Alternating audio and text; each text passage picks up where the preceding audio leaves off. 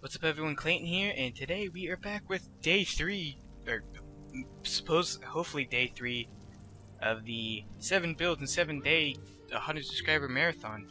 This should be the 3rd day. If it's not, oops, I guess. Anyways, this is going to be the first build that I have from the PC, so hopefully it is as good as the Xbox ones, or you guys enjoy them as much as the Xbox ones. Not Xbox One, but Xbox 360, yeah, whatever. Anyways, this is the Snow Elf, and to start off, you might say, that's not a Snow Elf, that's a High Elf. I'm like, yes, it is a High Elf. I thought about, since I was using PC, I might use a mod to get a Snow Elf race, but I figured most people won't have that access, so I just use a High Elf, because High Elves, I think, look the closest to what a Snow Elf looks like. And if anyone don't know, Snow Elves are what the Falmer were before they kind of got twisted into the blind, feral creatures that they are now. So anyways, our race, which is High Elf, if you have a mod or something, you can get the Snow Elf race, or Wood Elf probably would be about the same, but I think they have more features of the High Elf.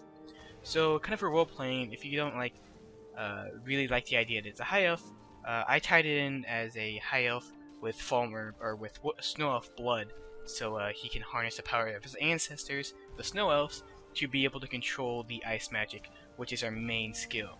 So, when I'm talking about skills, let's go into skills. Our main skills are going to be Destruction, Conjuration, Enchanting, a little bit into One-Handed, and a little bit into Light Armor if you want. So we'll talk about Destruction. Destruction, you'll be using Ice Magic, which is the Frost Magic, so you want to be able to get as much damage out of that as you can, so increase the Frost damage as high as you can, as well as getting the perks to reduce the mana cost, or magic cost, sorry, it's not mana. Sorry. And also the impact perk, when you dual cast, it stuns the enemy, or knocks them, they kind of stagger. That's really important as well. With Conjuration, I use the Ice Thrall, which are the big hulking ice giants, and with the Conjuration perk that you have at level 100, you are able to have 2 Thralls at once. So I kind of use those guys as pretty much Snow Elf bodyguards to protect you while you just pump out magic spells. With One-Handed, for me, all my mages, I use One-Handed just for the simple fact that I don't want to be useless when I run a Magicka. So that I use One-Handed weapons. Not a lot of perks into that, just the damage output and the stamina decrease for the sword to swing the weapon. So those are kind of our main skills.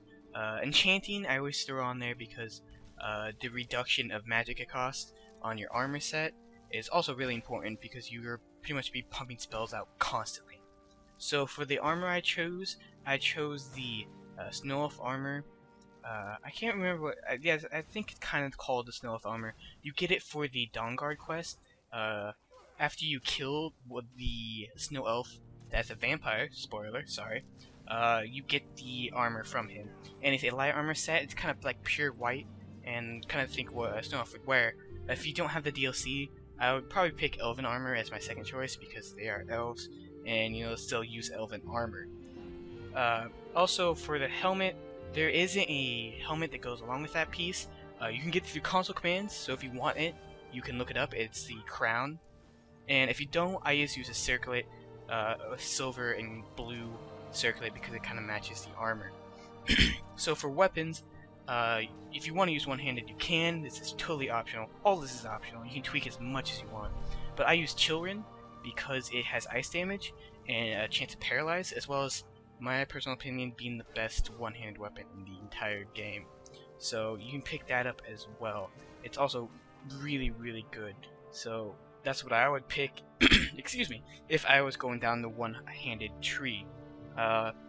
With stones, this class would probably be a good thing to get the Atronach Stone or the Mage Stone to increase your mage skills, if you want, but it's not mandatory.